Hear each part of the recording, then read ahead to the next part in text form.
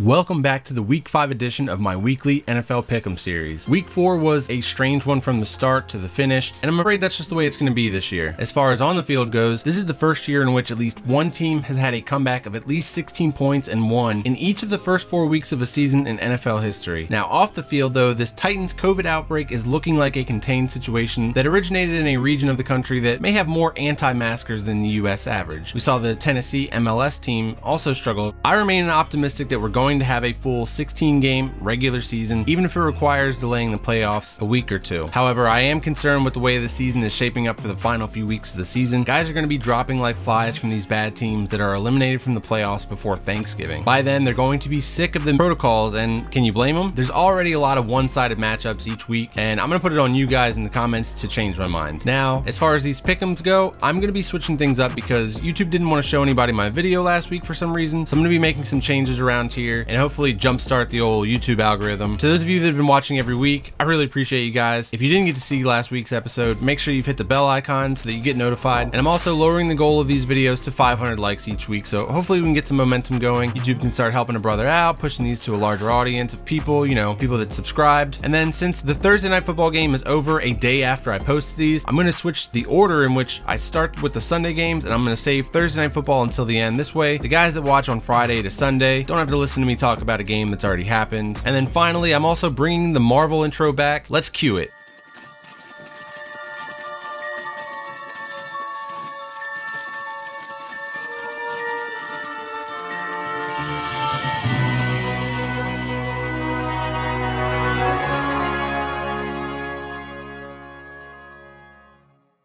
So on Sunday, we've got Rams versus the Washington football team. Now, I'm not sure where the explosive Rams offense went last week, but after the effort they put forth in back-to-back road games prior to that Giants game, I'm not too concerned long term. However, they're back on the East Coast again to play a tough Washington defense on one of the worst fields in the league, so this could be another challenging matchup for them if the game plan doesn't get them firing on all cylinders offensively. Now, the dysfunctional Washington football team has already given up on Dwayne Haskins this week in favor of Kyle Allen, who was with Ron Rivera in Carolina last year and had a couple of good games before defenses caught up with him. However, it seems kind of early to give up on Haskins like that. I know that he's not Rivera's guy, but it's still a guy that your team spent valuable resources on, and this just feels very premature. And the reason I say that they gave up on him is because he's been pushed all the way down the bench to inactive, and Alex Smith and his one leg will be the backup. They even gave the practice squad quarterback reps over Dwayne Haskins. This doesn't feel like a Ron Rivera move, so I'm wondering if there's more to the story here, or if Haskins is just that immature in the locker room. Kyle Allen gives Washington a chance to surprise the Rams, but I think the Rams still get it done. Rams win 24-16.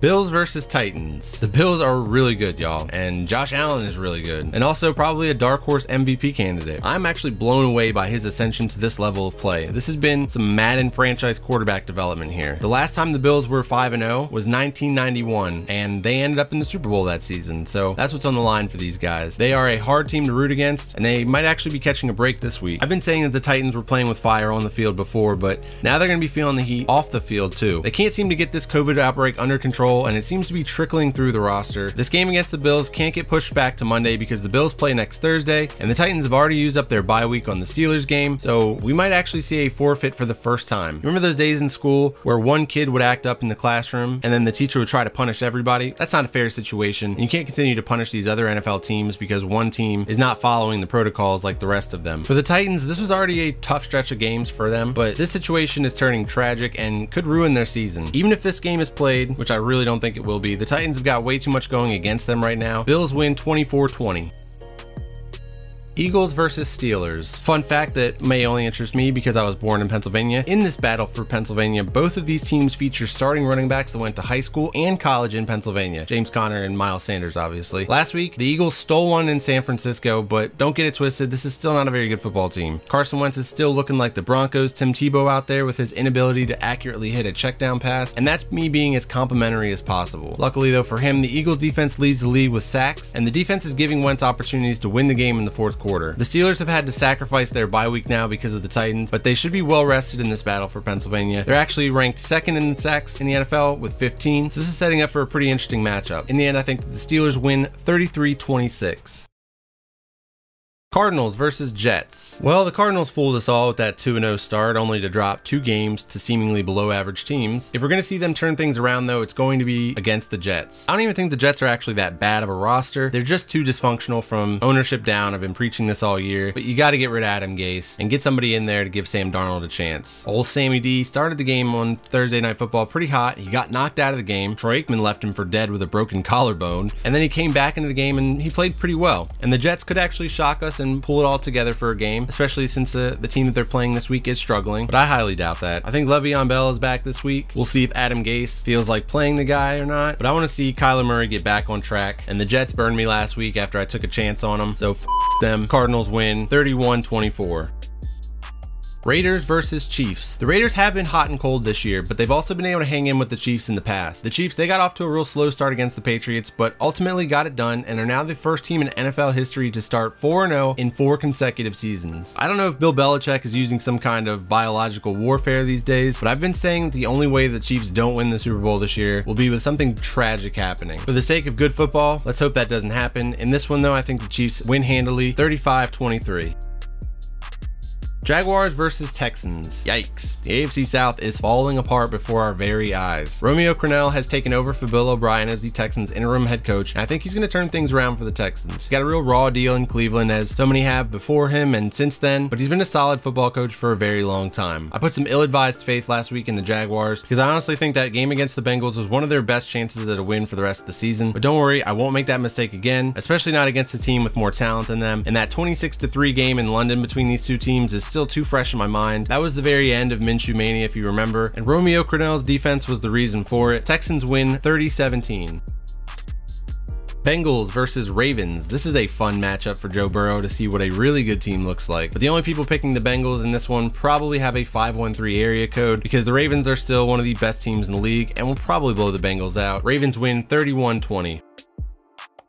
Panthers versus Falcons. Okay, Panthers, you go off. Teddy Bridgewater, he's one of those guys that you love to see succeed, and doing it the way that he has in the last couple weeks has been awesome. The Falcons, on the other hand, are an absolute train wreck who people love to see fail because it's like this self-fulfilling prophecy now. If they can blow a lead in the process of losing, even better. I honestly don't even know which way to go in this one because I still think the Falcons have a more talented roster, but they feel like they're on the verge of giving up and quitting on their coach, similarly to the way that the Texans have done. So reluctantly, I will pick the Panthers this week because they're playing with heart and desire. While this season feels like a transactional one for the Falcons, Panthers win 28-27. Dolphins versus 49ers. The Dolphins, they've shown some fight in them this year, that's for sure, but they still lack the overall talent to beat well-coached teams that are also superior in talent. But the arrow is definitely pointed up for this team. This week they get the 49ers, who are a well-coached team, but the talent has been depleted due to injuries. If you can't tell, I really want to call for an upset here, but I'm just not brave enough to do it. Let me know if you guys are, but I think 49ers win 23-20. Giants versus Cowboys. The Giants and Cowboys are both terrible right now. Jason Garrett and Mike Nolan are going to be lucky to have jobs by the end of the season at this rate. But what if Jason Garrett has been holding out on the Giants game plan this whole time just so that he can get revenge on the Cowboys? Nah, I'm pretty sure it's just because it's a poorly built roster without Saquon. I don't even really know what to say about my Cowboys. I mean, the effort just isn't there on defense. Jalen Smith is a bum without Leighton Vander Esch, and the defensive line can't rely on Alden Smith getting 3 sacks a game. Randy Gregory is starting to practice and should offer a nice boost to the pass rush once he's eligible to play in week 7, but that's irrelevant if teams are running down your throat for 8 yards per carry. I do think the Cowboys get it done this week, and beating their former coach will jumpstart the team as a whole moving forward. At least I really hope. Cowboys win 38-28.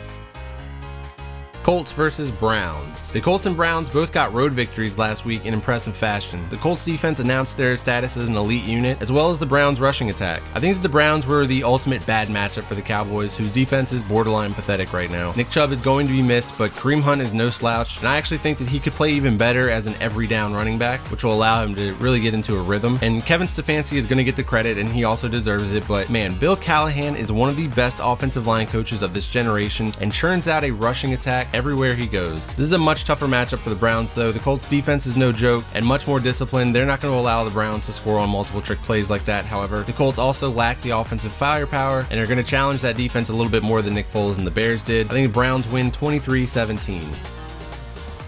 Broncos versus Patriots. Drew Lock returned to practice, which blows my mind considering the shoulder injury he had, but I don't think that there's any way he plays this week. What I do know is that Brett Rippon is not the one. When the game was on the line, he shriveled up and threw crucial picks that brought the Jets back into it on Thursday Night Football. I'm sure that he'll get another shot this week because the alternative is Blake Bortles, but Drew Lock can't come back soon enough, honestly. The Patriots are still navigating COVID and lost Stephon Gilmore, which now makes the Patriots' best offensive player and best defensive player their only 2 infections. The really shitty thing about this COVID stuff is that it's not just a 2-week diagnosis. It's probably closer to 4 weeks, honestly, if not season ending in some rare cases. Let's hope that's as far as it extends. But that means the Patriots quarterback situation is going to be a problem moving forward. Neither of these guys have the faith of Bill Belichick and could be rotated based on who's screwing up the least on any given Sunday. And you could argue that Gilmore is a bigger loss for the defense than Cam is for the offense. Bill Belichick schemes everything around his #1 shutdown corner, and losing him forces him to adjust the entire unit. I still think the Patriots win this, but it could get ugly. Patriots win 23-16. On Sunday Night Football, we've got Vikings versus Seahawks. The Vikings got a win last week against this team that basically had given up on their coach, so I don't put too much stock in that. However, I do think that their biggest win last week came in the form of a 0, as in 0 positive COVID cases after their game against the Tennessee COVIDs. The Seattle Seahawks made it to 4-0 against the Dolphins in a tougher battle than they probably anticipated. They've only been 4-0 twice in franchise history this year and their Super Bowl championship season back in 2013. Just saying. This was a very meme-worthy matchup the last time we got it for Kirk Cousins, and I hope that we get a similar situation on Sunday night. Seahawks win 35-21. And then on Monday Night Football, we've got Chargers versus Saints, and Drew Brees' former team comes to town for Monday Night Football. Is it just me, or does it seem like the NFL schedule makers always have Brees as a priority to showcase interesting storylines for him in prime time? This time, the heir to Brees' replacement is leading the Chargers, which goes to show the value that Brees has brought to the Saints organization for a long time. He's got to be the best free agent signing in NFL history, honestly. He might be past his prime now, but I think he's going to be able to get up for one more matchup against the organization that put the biggest chip on his shoulder and comes out and has a big game. Justin Herbert has been exciting to watch, and he just shredded one of the best defenses in the NFL on the road last week. So this one could turn into a shootout, but I also mentioned last week how I think that Herbert is a little bit bipolar as a quarterback, and I wouldn't be surprised him have a rebound from last week. So I'm going with the Saints win this one 35-28.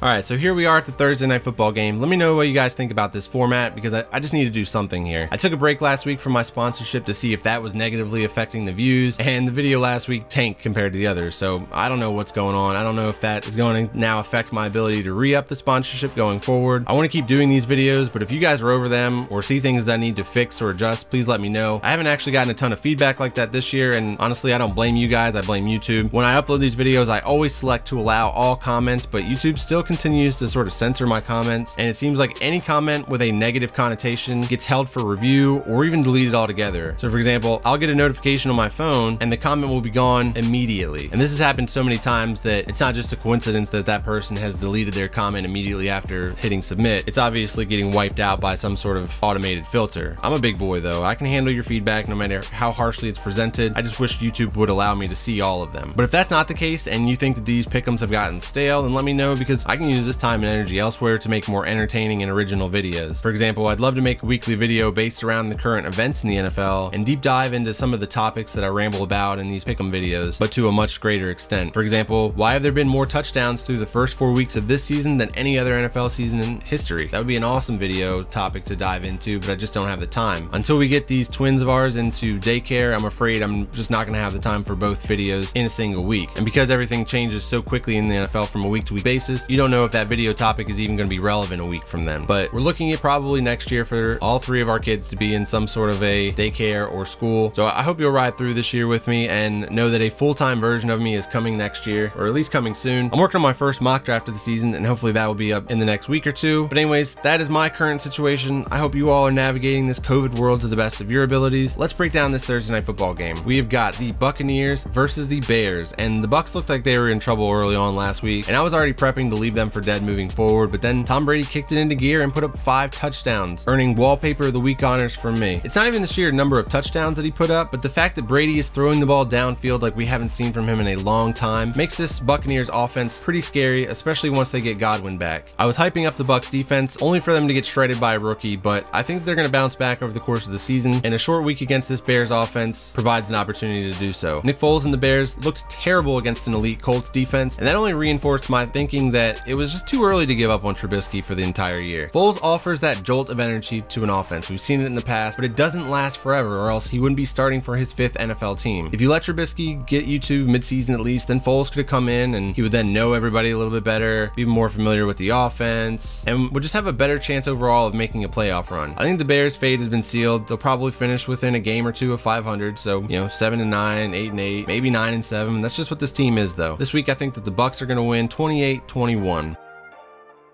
All right, now let's take a look at last week's pick'em group and see how we all did. In week 4, we had a #1 overall leader with this pick. He got 14 games correct. Then we had a 2-way tie with 13 for Jake and DX here. Nice work to you guys. Let's take a look at the overall leader. We have in first place, David 2 with 51 total picks correct this year. Next up is Quebec Steelers with 49. And then in third, we've got NM Cesaro with 48. The rest of the field is not too far behind. These top 2 guys are killing it. If you added those 14 points I missed out on week 2, I would have 39 points, so still pretty far down the list. I wouldn't even make the first page here, but no worries, I'm gonna keep persisting. I hope you guys remember to make your picks this week too. Good luck to everybody and their football team, and I will see you all in the next video.